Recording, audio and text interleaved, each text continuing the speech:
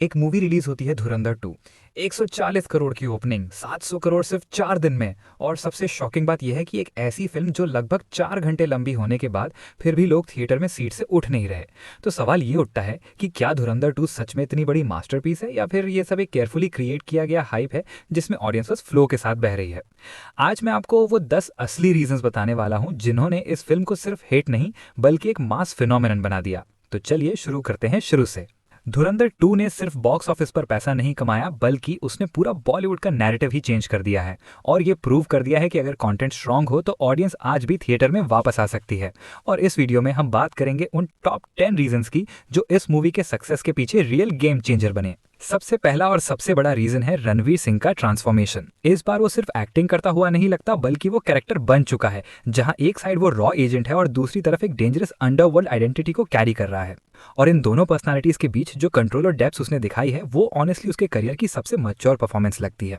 इसी वजह से सोशल मीडिया पे लोग ओपनली बोल रहे हैं कि ये उसका करियर बेस्ट परफॉर्मेंस है और इस बार ये हाइप फेक नहीं लगता। दूसरा जो सबसे पावरफुल रीजन है वो है आदित्य धर का डायरेक्शन, जिन्होंने अपने आप को अब एक ब्रांड बना दिया है। ऑडियंस को पता है कि अगर उनका नाम किसी फिल्म के साथ जुड़ा हुआ है तो उसमें स्ट्रॉन्ग रिसर्च होगी, इमोशनल डेप्थ होगी और एक बड़ा सिनेमैटिक स्केल होगा।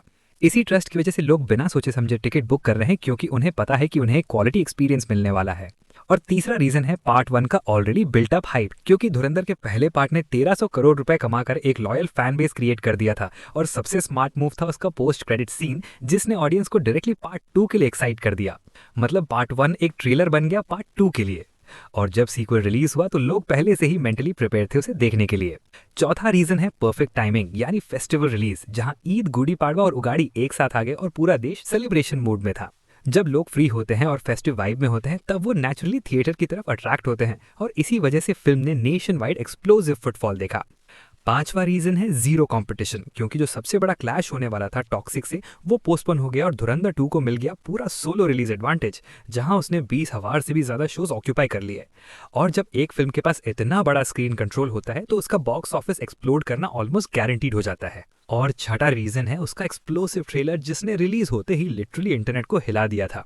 300 मिलियन से ज्यादा व्यूज और हर जगह सिर्फ एक ही रिएक्शन था, गूज़बम्प्स।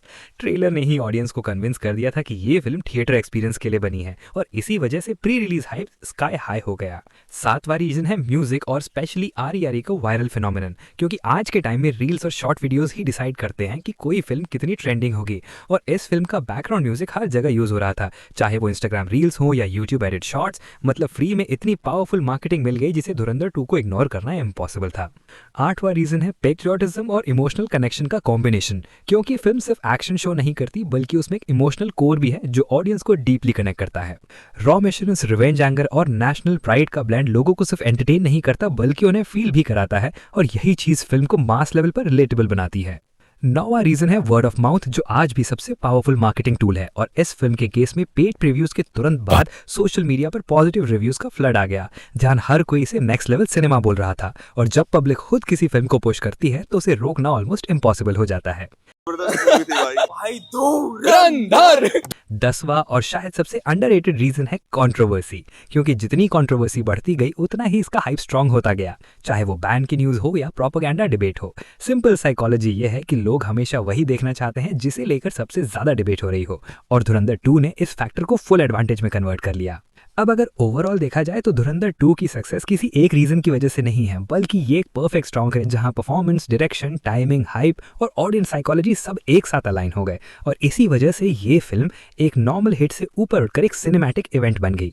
लेकिन सबसे बड़ा सवाल अब भी वही है कि क्या ये सक्सेस सिर्फ हाइप की वजह से है या फिर ये जेन्युइनली एक मास्टरपीस है।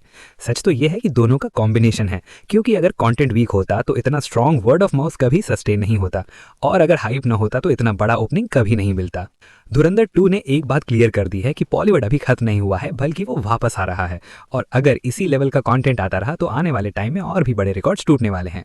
अब तुम बताओ, तुम्हारे हिसाब से धुरंधर 2 सच में इतनी बड़ी फिल्म है या फिर ये सिर्फ हाइप का सुनामी है? कमेंट में अपनी ओपिनियन जरूर शेयर करो, और अगर तुम्हें ऐसे ही डीप मूवी ब्रेकडाउन्स पसंद है तो चैनल को सब्सक्राइब करना मत भूलना, क्योंकि यहाँ मिलता है कंटेंट जो सिर्फ न्यूज़ नहीं बल्कि रियल एनालिसिस होता है।